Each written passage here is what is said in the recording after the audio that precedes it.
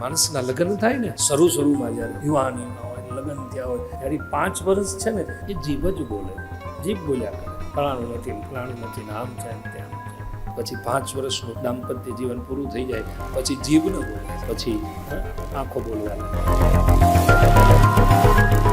જ્ઞાન ક્યારેક છે ને પ્રસ્થાપિત થાય ને અમુક ઉંમર થાય એટલે જ્ઞાન ક્યારેક વિસ્મરણ થઈ જાય, પણ પ્રેમ એવી તાકાત છે કે એકવાર પ્રસ્થાપિત થઈ ગયું પછી ક્યારેય વિસ્મરણ ન થાય છે. અંતિમ શ્વાસ સુધી પ્રેમ સ્થિર રહે છે, અંતિમ શ્વાસ સુધી. જ્ઞાનમાં માગણીઓ હોય છે, પ્રેમમાં લાગણીઓ હોય છે. જ્ઞાન મને તમને ક્યારેક રડાવે. જ્યારે પ્રેમ, લોકો કહે છે કે પ્રેમમાં રડવાનું હોય, પણ પ્રેમ ભલે આંખોથી રડતા હોય પણ અંદરથી મને તમને મુસ્કુરાટ જ આપે સાહેબ. આંતરિક જે મુસ્કુરાટ છે એ પ્રેમ આવી શકે છે. આપણે ક્યાં હસતા જ નથી ને આપણે તો, અને હસીએ તો ખોટું જ હસીએ ને. બહારથી હસીએ હસવું ન કહેવાય. બધા લોકો ખીખી કરે, એ તો ખાલી ઉપરનો દેખાવ છે સાહેબ. આંતરિક હસવા, જીભ નહીં, મુખ નહીં. મારું તમારું હૃદય હશે, મારી તમારી આંખો હશે. અને આંખો ક્યારે હશે? જ્યારે હું તમે પ્રેમમાં ડૂબી ગયા હોય. હું ઘણી વાર કયા કરું છું કે માણસના લગ્ન થાય ને શરૂમાં જ્યારે યુવાનીમાં હોય લગ્ન થયા હોય ત્યારે 5 વર્ષ છે ને એ જીભ જ બોલે, જીભ બોલ્યા કરે, ફલાણું નથી ને આમ છે ને તેમ છે. અને પછી 5 વર્ષનું દાંપત્ય જીવન પૂરું થઈ જાય પછી જીભ ન બોલે, પછી આંખો બોલવા લાગે. પત્ની આમ પતિની સામે જોવે ને ત્યારે ખબર પડી જાય કે આ જ કહેવા માંગે છે, કારણ કે પ્રેમત્વ પાક્યું હોય સાહેબ, પ્રેમત્વ પાક્યું હોય. 5 વર્ષ આંખો બોલે અને બીજા 5 વર્ષ થાય ન જીભ બોલે ન આંખ બોલે, કેવલ સ્થિરતા બોલવા લાગે.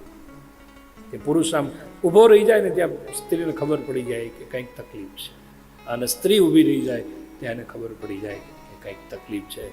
પણ છેલ્લી અવસ્થા એકબીજાના પૂરક બની અને જીવન જીવ્યા હોય તો એક સમય એવો આવે જીભ ન બોલે, આંખ ન બોલે, સ્થિરતા ન બોલે, હૈયું બોલવા લાગે છે.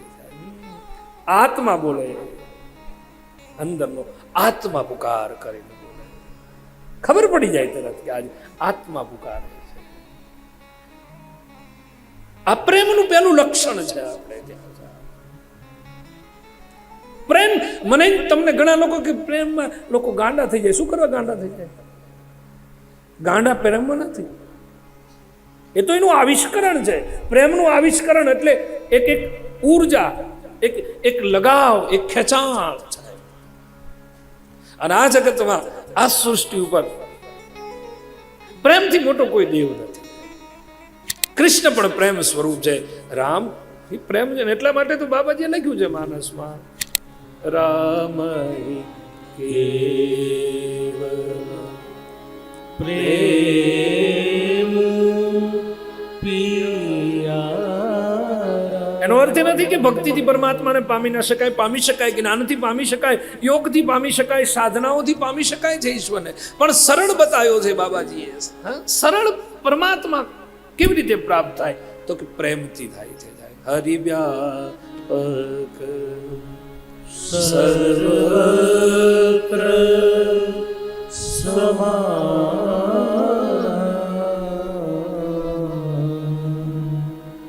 પ્રેમ છે પ્રગટ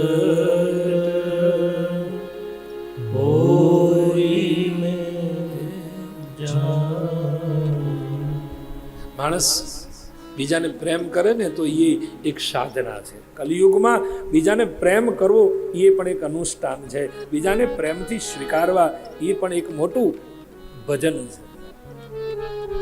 કોઈની સાથે પ્રેમથી વાર્તાલાપ કરો ને તો એ કૃષ્ણની કથા છે, રામની કથા છે. કોઈની સાથે સહજતાથી હળી મળીને આનંદ કરાવો ને તો એ પણ એ કૃષ્ણનું ચરિત્ર છે. પ્રેમ હિ કેવલ પ્રેમ, રામ હિ કેવલ પ્રેમ પિયારા. તો 10મો સ્કંદ એ પ્રેમત્વનો સ્વરૂપ છે. અને એટલા માટે તો 10મા સ્કંદ એ પરમાત્માનું હૃદય છે. અને હૃદય પ્રેમ હૃદયમાંથી પ્રગટે છે. ઘણા લોકો એમ કહે છે કે આંખમાંથી પ્રેમ પ્રગટે છે. મુબારક, કદાચ આંખમાંથી પ્રગટેલો પ્રેમ ક્યારેક વિકારમાં પરિવર્તન થઈ જાય છે. અને પ્રેમ ક્યારેક શિકાર પણ બને છે. ક્યારેક પોષણની જગ્યાએ શોષણ તરફ જાય છે. આંખમાંથી પ્રગટેલો પ્રેમ, પણ હૃદયમાંથી જે પ્રેમ પ્રગટ્યો હોય એ બને તમને અંતિમ શ્વાસ સુધી શુદ્ધત્વના શિખરો પાર કરાવી દે છે. ગોપીનો જે પ્રેમ હતો એ આંખનો પ્રેમ હતો જ નહીં, કૃષ્ણ પ્રત્યેનો એ હૃદયનો પ્રેમ હતો. એ હૃદયમાંથી પ્રગટેલું એક પ્રેમનું ઝરણું હતું, જે ઝરણાએ કૃષ્ણને પણ ભીંજવી દીધા છે, જે ઝરણાએ કૃષ્ણને પણ પલાળી દીધા છે. અને જગતનો બાપ 14 બ્રહ્માંડનો નાથ એ ઝરણામાં સ્નાન કરીને એટલો ગાંડો ગેલો થઈ ગયો છે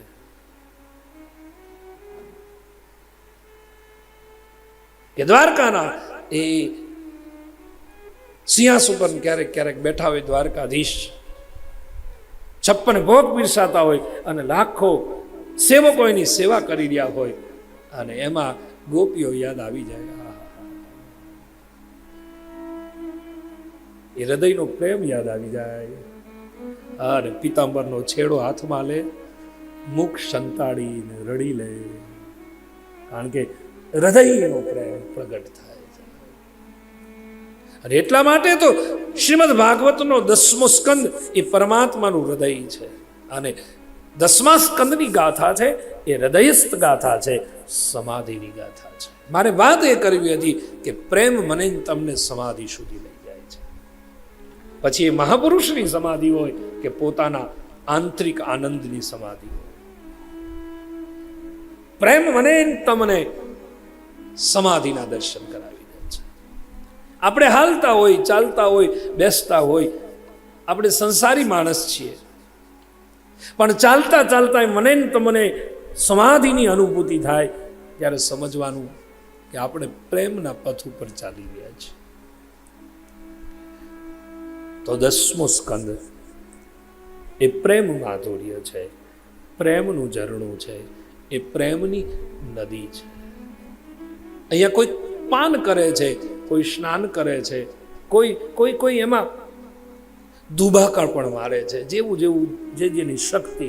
કોઈ નથી ગંગા કિનારે જતા તો કોઈ પાન કરી લે, પછી કોઈ આમાં માથે આમ કરી દે, કોઈ હાથ પગ ધોઈ લે અને ઘણા ધુભાકા મારે. એમ કૃષ્ણના પ્રેમમાં પણ આવું જ છે. કોઈ છંટકાવ કરે ને કોઈ ચરણામૃત લે છે ને કોઈ હાથ પગ ધોવે છે, પણ વ્રજવાસીઓ તો આખા ધુભાકા મારે છે. વ્રજવાસી તો ધુભાકા મારે છે. એ પ્રેમનું લક્ષણ.